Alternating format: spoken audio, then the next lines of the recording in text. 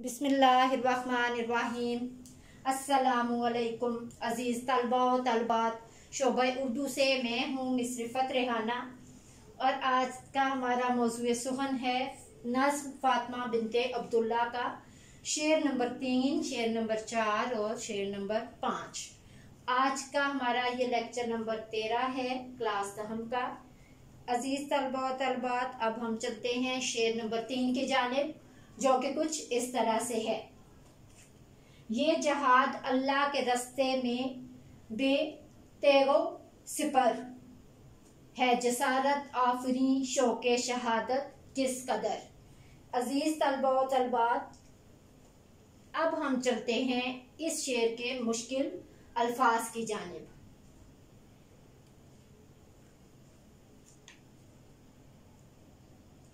बेतेगो sipper, बगैर तलवार और ढाल के, जसारत आफरी काबिले तारीफ कोशिश, शौके शहादत शहादत का शौक। अजीज तलबा व तलबात, अब हम चलते हैं इस शेर के मफहूम की जानिब, जो कि कुछ इस तरह से है। ए फातिमा, तेरा जहाद के लिए निकलना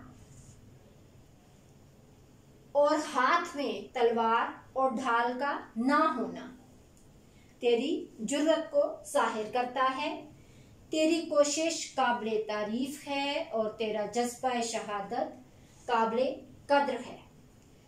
अजीज तलबा व तलबात, अब हम चलते हैं इस शेर की तशरीह की जानिब, जो कि कुछ इस तरह से है। अल्लामा मोहम्मद इकबाल उम्मते मुस्लिमा की अजीम बेटी को खराज तहसीन पेश करते हुए पहले मिसरा में कहते हैं कि ए फातिमा बिनते अब्दुल्ला, तेरी जुर्रत को कैसे खराज तहसीन पेश करूं, तेरी बहादुरी को किन अल्फाज में बयान करूं। तू तराबलस के मैदान में मुजाहिदों के दरमियान मौजूद है, लेकिन तेरे हाथ बिल्कुल खाली हैं। तलवार और ढाल से बेनियाज नन्ही मुजाहिदा अल्लाह की राह में निकल पड़ी है। इसे अपनी कुव्वत बाजू पर भरोसा है। भारी भर कम मश्क उठाए, यानी कि पानी का मशकीज़ा उठाए। इसकी कमर दोहरी हो रही है कि उसने इतना वजनी जो है पानी का भरा हुआ मशकीज़ा जो है वो उठाया है कि उसकी कमर जो है वो दोहरी हो गई है, लेकिन इसके जज्बे की दाद देना पड़ती है। बकौल इकबाल, काफिर है तो शमशीर पे करता है भरोसा, काफिर है तो शमशीर पे करता है भरोसा, मोमिन है तो बेतैग भी लड़ता है सिपाही। दूसरे मिसरा में शायर कहते हैं कि तेरी हर कोशिश फातिमा, तेरी हर कोशिश काबिले तारीफ है। तेरे अंदर पाया जाने वाला जज्बा, यानी कि जज्बा शहादत, जुनून की हद को छू चुका है, यानी कि तुझे बहुत ज्यादा शौक है शहादत का। तेरा हर अमल खूबसूरत है। अल्लाह की राह में लड़ते लड़ते मरने की आरज़ू जो तेरे सीने के अंदर पल रही है, उसकी तारीफ ना करना ना इंसाफी होगी। तेरा हर ख्वाब तबीर का तालिब है। तेरा हर एहसास जज्बों से मामूर है। बकौल जवेद अंजम, तेरा अज़्म काबिले दीद था, तेरा हौसला था जवां बहुत, तेरा अज़्म काबिले दीद था, तेरा हौसला था जवां बहुत। ना अदू का था कोई डर तुझे, ना कज़ा का खौफ था फातिमा।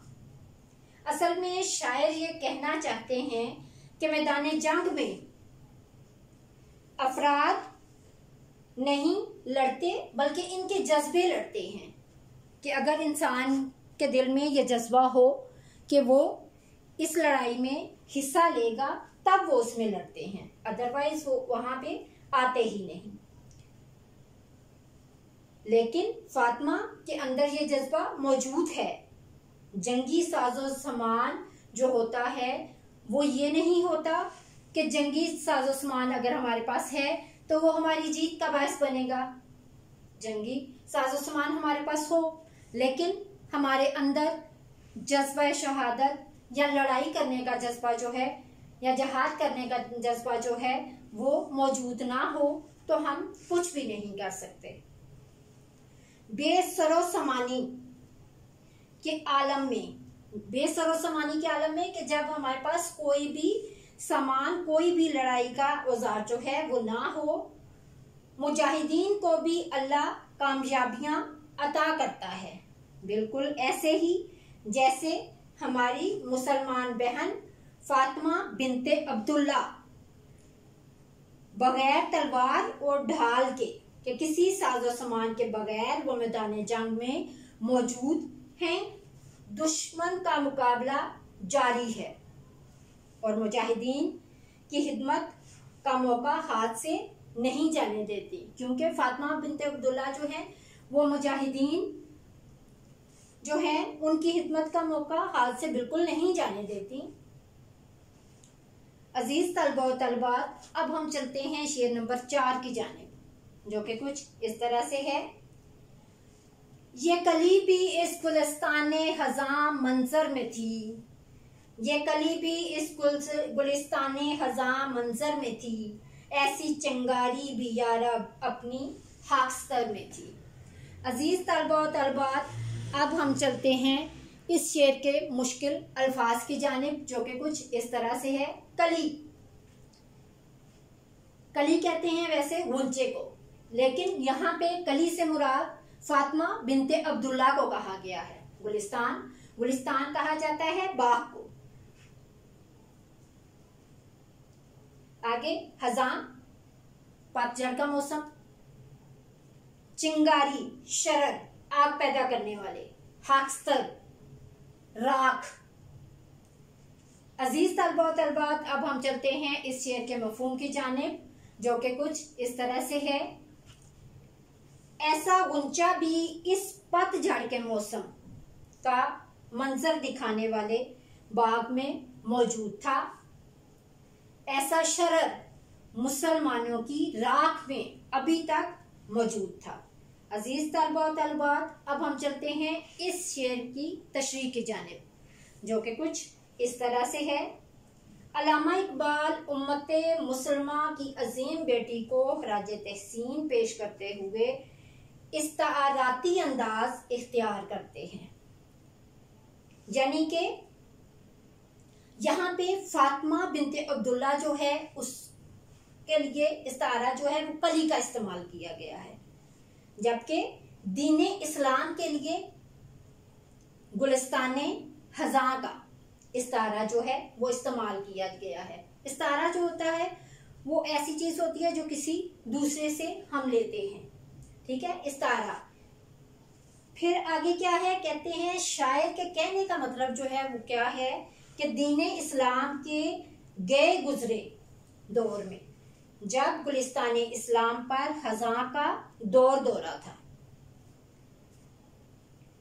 इन हालात में फातिमा बिनते अब्दुल्ला जैसी नन्ही कली खिली और अपनी खुशबू को सरेआम करना शुरू कर दिया और अहले दुनिया को पैगाम देती रही। बकौल परवीन शाकर, हमारी शायरा परवीन शाकर जो है वो कहती हैं, अक्से खुशबू हूँ बिखरने से ना रोके कोई, अक्से खुशबू हूँ बिखरने से ना रोके कोई, और बिखर जाऊं तो मुझको ना समेटे कोई। अजीज तलबा और तलबात, शायर इस शेर के दूसरे मिसरा में कहते हैं कि दीने इस्लाम की राह के अंदर अल्लाह ताला ने चिंगारी को महफूज रखा हुआ है। जैसे ही राख को हटाया जाएगा नीचे से चिंगारी जो है वो बरामद होगी या चिंगारी निकल आएगी। जो किसी भी वक्त शोला बनकर अहले कुफ्र को भस्म कर सकती है कि उसको खत्म कर सकती है। जब वो चिंगारी भड़क जाएगी तो वो सबको खत्म कर डालेगी। इसीलिए शायद इस शेर में फातिमा बिनते अब्दुल्ला के लिए चिंगारी का इस्तारा भी इस्तेमाल करते हैं कि इस नन्ही सी चिंगारी ने शोला बनकर कफ्फार की फौज को जलाने और भस्म करने का अजीम कारनामा भी सरअंजाम दिया था। बकौल इकबाल, शोला बनकर फूंक दे हाशाके गैरुल्लाह को, शोला बनकर फूंक दे हाशाके गैरुल्लाह को, खौफे बातिल क्या है गारत गरे बातिल भी तू।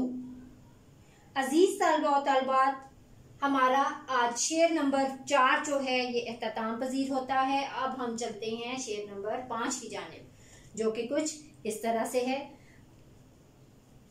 अपने सहरा में बहुत आहू अभी पोशीदा हैं, अपने सहरा में बहुत आहू अभी पोशीदा हैं, बिजलियां बरसे हुए बादल में भी हवा बीदा है। अजीज तलबा व तलबात, अब हम चलते हैं इस शेर के मुश्किल अल्फाज की जानिब, जो कि कुछ इस तरह से हैं। सहरा, सहरा जो है किसको कहते हैं? रेगिस्तान को सहरा कहा जाता है। आहू, आहू जो है वो हिरन को कहा जाता है। जबकि बिजलियां आसमानी बर्फ जो गिरती है। आगे हवाबीदा, हवाबीदा सोई हुई या छुपी हुई। अजीज तलबा व तलबात, अब हम चलते हैं इस शेर के मफहूम की जानिब, जो कि कुछ इस तरह से है। अपने सहरा में बहुत से हिरन मौजूद हैं, अगरचे बादल बरस चुका है, लेकिन अभी भी बहुत सी बिजलियां बरसे हुए बादलों में मौजूद हैं। अजीज तलबा व तलबात, अब हम इसकी तशरीह जो है वो इस तरह से करेंगे कि शायर मशरिक इस्ताराती अंदाज अपनाते हुए कहते हैं कि सहराए इस्लाम में अभी बहुत आहू से मुराद जो है वो किसको कहा गया है? मर्द मोमिन को, कि बहुत से मर्द मोमिन जो हैं वो अभी छुपे हुए हैं, जो सहरा को गुलजार करने का जज्बा रखते हैं। यानी कि जो सहरा को गुलजार करने का जज्बा रखते हैं। रेगिस्तान इस्लाम के बासी ये हिरन, यानी कि मुसलमान छुपे बैठे हैं, जो इस्लाम के दुश्मनों पर झपटने के लिए तैयार बैठे हैं। इन मुसलमानों को मालूम है कि हमारी 9 उम्र बेटी, यानी कि बहुत छोटी बेटी, ने जंगे तराबलस में अपनी बेमिसाल कुर्बानी देकर हमारे लिए मिसाल कायम कर दी थी। इसलिए वो खुद भी जज्बा ईमान से सरशार हो चुके हैं और दुश्मनाने इस्लाम पर हमले के लिए बेताब हैं कि कब इस पे हमला किया जाए। बकौल इकबाल, पर तेरे नाम पे तलवार उठाई किसने, पर तेरे नाम पर तलवार उठाई किसने, बात जो बिगड़ी हुई थी वो बनाई किसने। ये सवाल कर रहे हैं अल्लामा इकबाल। दूसरे मिसरे में शायर कहते हैं कि बादल जो है वो बरस चुका है, लेकिन बरसे हुए बादल के अंदर जज्बा ईमान, कि जज्बा ईमान जो है उसकी बिजलियां जो हैं या जज्बा ईमान जो हैं वो सोई हुई हैं, जो किसी भी वक्त मुसलमान के अंदर बेदार हो सकती हैं, यानी कि जाग सकती हैं। जब जज्बा ईमान कि ये कुव्वत मुसलमानों के लिए दस्तो बाजू बन जाएगी तो फिर कोई इनके मुकाबिल खड़ा ना हो पाएगा। कि जब इंसान के अंदर ये जज्बा पैदा हो जाता है तो फिर उसके सामने कोई भी खड़ा नहीं हो पाता, क्योंकि जज्बा ईमान मुसलमानों के लिए वो पोशीदा छुपी हुई बात है जिसके सामने दरियाओं के दिल दहल जाते हैं, यानी कि डर जाते हैं, हिल जाते हैं। पहाड़ राई साबित होती है। इसलिए शायर ने क्या खूब खुदा कहा है, खुदा ने तेरे मुकद्दर में जीत लिख दी है। खुदा ने तेरे मुकद्दर में जीत लिख दी है, दिलो नजर में जरा इंतजार पैदा कर। अजीज तलबा व तलबात, आज का हमारा लेक्चर नंबर 13 जो है वो इख्तिताम पजीर होता है। अगले लेक्चर नंबर 14 के साथ हम दोबारा हाजिर होंगे। उस वक्त तक के लिए इजाज़त दीजिए। अल्लाह हाफिज़।